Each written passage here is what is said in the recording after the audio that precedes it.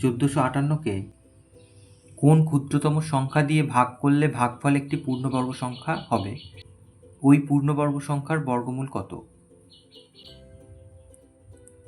এটা একটা সোজা অঙ্ক। প্রথমে আমরা কি করব, এটার উৎপাদক বিশ্লেষণ করব।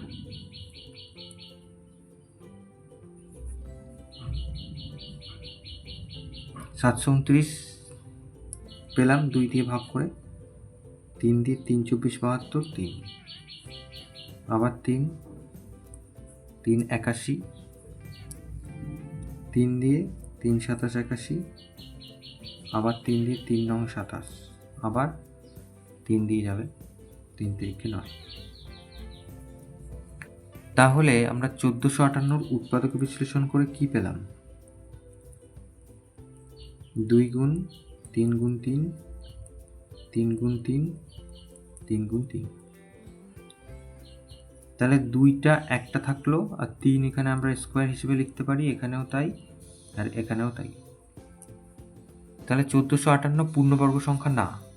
তাহলে এতে কোনটা জোড়ায় জোড়ায় নেই না 2 জোড়ায় জোড়ায় নেই? কোনো সংখ্যার মধ্যে যদি এরকম স্কোয়ার হিসেবে বা জোড়ায় জোড়ায় সংখ্যা গুণ করা থাকে তাহলে সেটা পূর্ণবর্গ সংখ্যা। তাহলে এক্ষেত্রে আমরা দেখতে পাচ্ছি 3 জোড়া, এখানে আরও 1 জোড়া 3, এখানে আরও 1 জোড়া 3, কিন্তু এটা একটাই আছে। তাহলে এটা 2, তাহলে একটা 2 দিয়ে যদি আমরা ভাগ করে দিই, যেটা পড়ে থাকবে সেটা একটা পূর্ণবর্গ সংখ্যা। তাহলে আমাদের সেটাই জিজ্ঞাসা করেছিল, কত দিয়ে ভাগ করতে হয়। তাহলে উত্তর হবে কমপক্ষে একটি 2 দিয়ে ভাগ করলে ভাগফল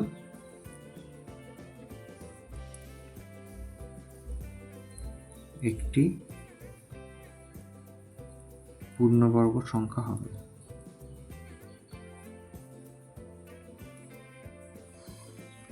তাহলে আমরা যদি ভাগ করে দেই তাহলে এই 2টা থাকবে না, তাহলে সংখ্যাটা কত হয়ে যাবে? সংখ্যাটা হয়ে যাবে 3 স্কোয়ার গুণ 3 স্কোয়ার গুণ 3 স্কোয়ার। তাহলে এটার বর্গমূল জিজ্ঞাসা করেছিল, তাহলে এটার যদি আমরা বর্গমূল বার করি, তাহলে 3 এই জোড়া থেকে একটা নিলাম, এই জোড়া থেকে একটা নিলাম, আর এই জোড়া থেকে একটা নিলাম, আর এই চিহ্ন উঠে গেল, বর্গমূলের চিহ্ন। তাহলে 3 3 9, 3 9 27 হয়ে গেল উত্তর। তাহলে বলেছিল পূর্ণবর্গ সংখ্যার বর্গমূল কত, তাহলে উত্তর হবে 27।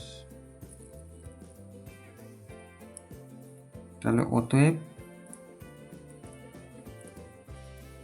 পূর্ণবর্গ সংখ্যার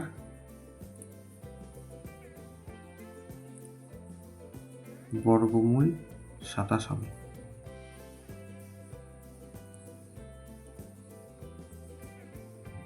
এটা উত্তর।